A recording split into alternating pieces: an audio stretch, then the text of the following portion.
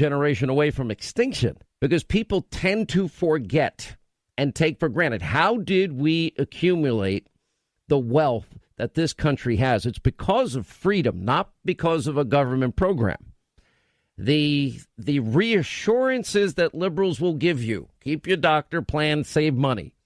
They make false promises to ease people's fears. They care about me. They're going to give me a government guaranteed job. They're going to give me guaranteed healthy food. And they're going to take care of my kids from the time they enter preschool all the way through college. And they're going to give me my loan money back and forgiveness. And they're going to pay for new health care, Medicare for all.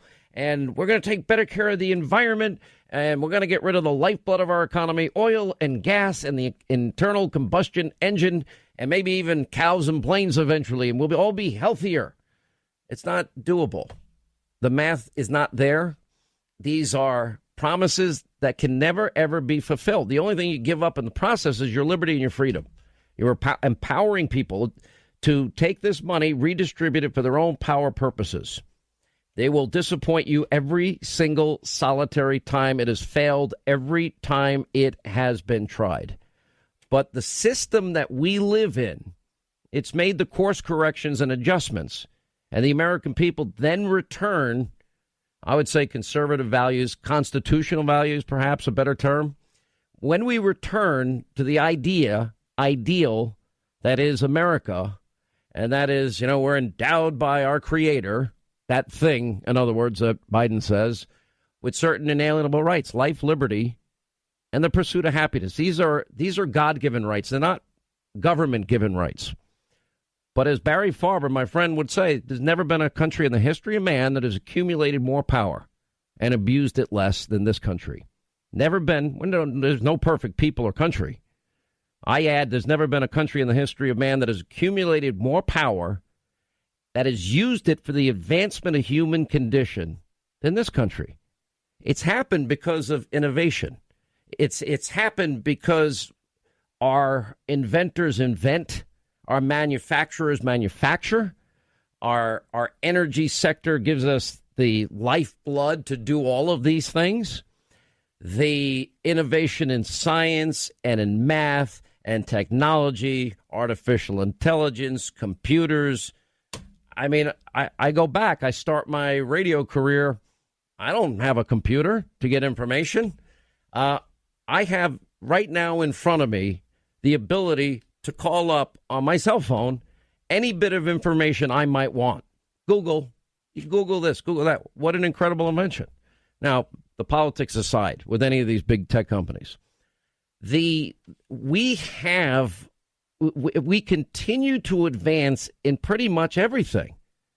But it's only because we live in a country where whatever talents, gifts we are born with, and I believe we're all children of God, and we're born with talent, we get to bring those talents to fruition. And while we're doing that, we create goods and services that fellow citizens of the world would want, need, and desire.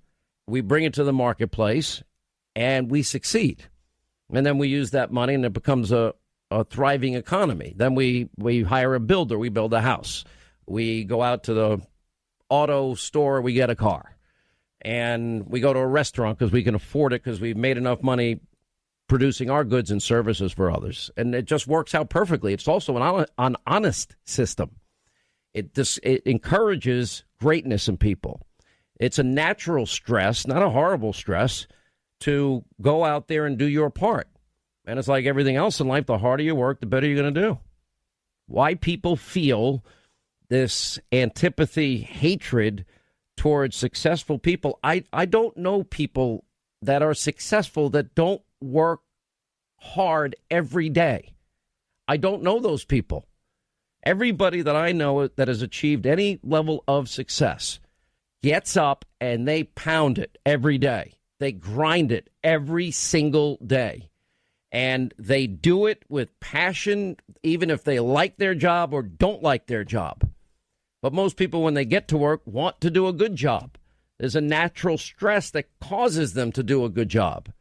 For other people that make other choices in life, bad choices in life, they pay a very dear price. And we still have a safety net. We still want to be compassionate. We want to help people out. Go back to Cinderella Man. There's a moment in that movie, where there's a couple of moments in that movie. One is when Cinderella Man, it's the story of this, what's the guy's name, Linda, the boxer? It's a real life story in New Jersey. James Braddock is the guy in the movie, featured in the movie. It's a true story, and it's a Cinderella story. And at one point in his life, he had to get welfare. And he talks at another point how when he got the welfare and then he came back and started making money, became the world champion, how he gave the money back. And he said, what a great country that'll help a man when he's down and out. There's a horrible scene in that movie where he needed to get the lights back on and he was short like $18. So he was down and out of boxing, and they wouldn't even let him box at that point.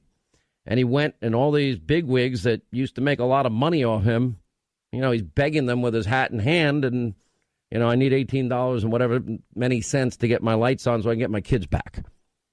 It's heartbreaking, but it's all true. We're a great people. We're the most generous people. We're the most innovative people. We have literally led the world in many ways from conditions of darkness into technological genius. That happened because of freedom. Didn't happen because the government guaranteed everybody their health care and their job and their food and their retirement. Those promises can never be fulfilled. Don't believe them. It's impossible. All right, that's going to wrap things up for today. All right, on this post-Super Tuesday edition, Hannity tonight, 9 Eastern, news, information you will not get anywhere else, and the President of the United States, Donald Trump, reacts to the Super Tuesday results, the latest on coronavirus, what this campaign will be about from his perspective, and much, much more. 9 Eastern.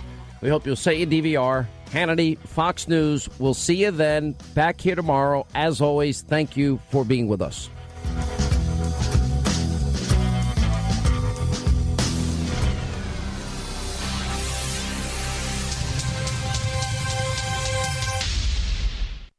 Hey, Sean Hannity here. We should all be spending less time mowing the lawn and more time with our friends and family. Now, don't spend hours cutting your grass. Make the change with a new Hustler zero-turn lawn mower. Now, find the dealer near you. Dial pound 250, keyword lawnmower, pound 250, keyword lawnmower. Now, you'll have the option to receive a one-time auto-dial text from Hustler Turf, and my listeners receive 1 year of extended warranty coverage on their new Hustler Turf lawnmower, a value of up to $499. HustlerTurf.com.